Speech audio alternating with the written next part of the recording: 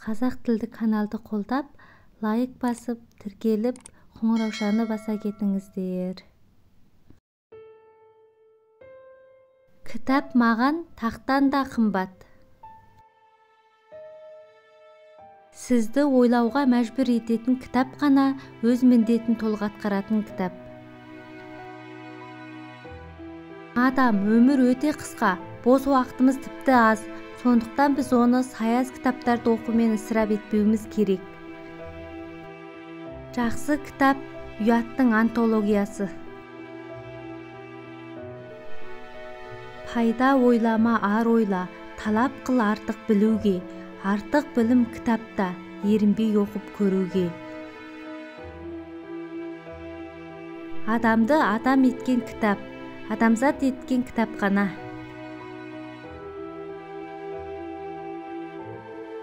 Кітап оқуды қойған адам ойлауды да қояды. Зады бірегей тұлғаларға, бірегей кітаптарға сын есім жүрмейді. Оқу құралының ең ұлығы бала оқытатұғын кітап. Кітап ақылына ақы сұрамайтын алтын қазына.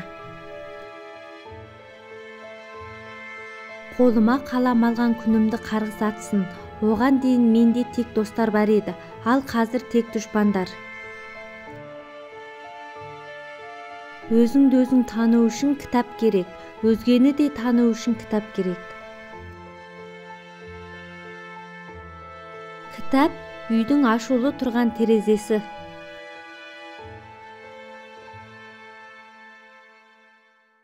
Кітап аяулы досы бола бастаған шақтан былай ғана әрбір жан өзін интеллигент бола бастадым деп санауына болады. Қанша кітап оқығанмен император бола алмайсың. Кітап оқу адамды білімді, әңгімелесу тапқыр, ал жазып алу әдеті дәлшіл етеді.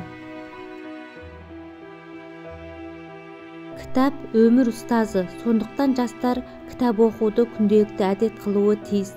Кітап оқымай өмірді білу, білім алу мүмкін емес. Кітап оқу мұның өз әлі ештеңені білдірмейді. Нені оқу және оқығанды қалай түсіну басты нәрсе міне осында. Ой жүгіртпестен көп оқи берген сайын, соғұрлым көп білемін деп сенесіз, ал оқып отырып неғұрлым көп ойласаңыз, әлі де өте аз білетініңізді соғұрлым айқын көресіз. Дүние жүзінде жақсы кітаптар көп, бірақ бұл кітаптар оларды оқи білген адамдар үшін ғана жақсы. Жақсы кітаптарды оқи білу, жазуды тани білумен тіпті де теңбек-тең нәрсе емес. Қазақтың тілі соншалықты мол, ләкин қазақтың тілімен қандай кітап болса да жазуға болады. Қазақ тілі мұншалықты жаттық ләм анық болар еді, егерде біздің қазақтар аңғарып, бөтен тіл араластырмаса. Жақсы кітап оқымайтын адамның кітап оқи алмайтын адамнан еш артықшылығы жоқ. Мәдениеттің мәйегі кітап. Сабақ оқушылардың интеллектуалды өмірінде құр ғана сабақ болып қоймас үшін ол қызықты болуы керек. Осыған қол жеткенде ғана мектеп оқушылары үшін рухани өмірді тілеген ошағына тірлігім көбейген сайын көбірек оқимын. Наданмен қас болғанша кітаппен дос бол. Кітапқа енген кез келген формула оны сатып алушылардың санын екі есеге азайтады. Кітаптан тауып алатын нәрсеңізді ешқашан есте сақтамаңыз. Кітаптарды өртегеннен де ауыр қылмыс бар, ол оларды оқымау. Әлемдегі ең керемет кинозал ми, бірақ сен оны кітап оқығанда ғана түсінесің. Кітаптың бір мақсаты агитация десек, кейбір шарттарды орындай отырып, оны да жүргізуге болады. Болмаса желпініп отырып жеңіл қолмен жазып жіберген жарнама дейді. Білген, көрген болмысынан туған шындық кітабы болып шыға алса, содан арғы зоры мұраты жоқ. Оқып шыққаннан кейін оны өзімде жаза аламын деген ойға салатын кітаптар ең жақсылары болып табылады. Оқып шыққаннан кейін оны өзімде жаза аламын деген ойға салатын кітаптар ең жақсылары болып табылады. Әлем әдебиетіндегі әйгілі 100 кітапты емін-еркін бар бояумен төгілтіп түсіретін тіл, қуатты тіл. Қазақ тілі сондай жақсы кітап, ақылды адамның әңгімесімен бірдей. Білім кітапта. Қазіргі таңда балалардың көбісі компьютерде отырады, сондықтан болашақта кітап оқығандар компьютерде отырғандарды басқарады.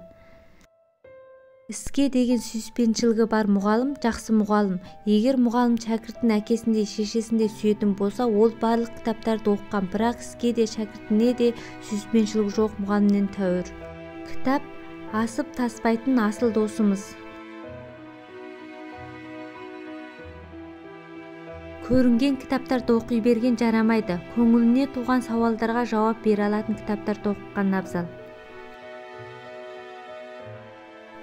Кітап жансыз, бірақ шынайы дос. Оқы және үйрен. Маңызды кітаптарды оқы, қалғанын өмірдің өзі түсіндіріп береді. Ақылы жоқ адаммен араласқанша, жақсы кітап оқыған мың артық.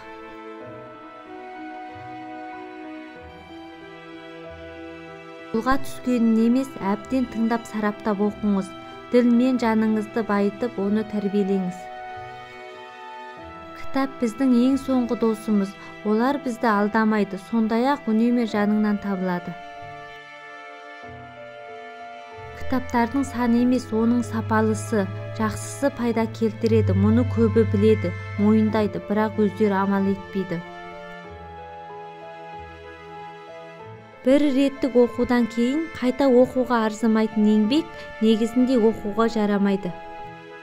Барлық тамаша кітап бір-біріне ұқсас келеді, себебі олар өмірден шынайы. Бүкіл кітап атаулының барлығын бір нәрсе біріктіреді.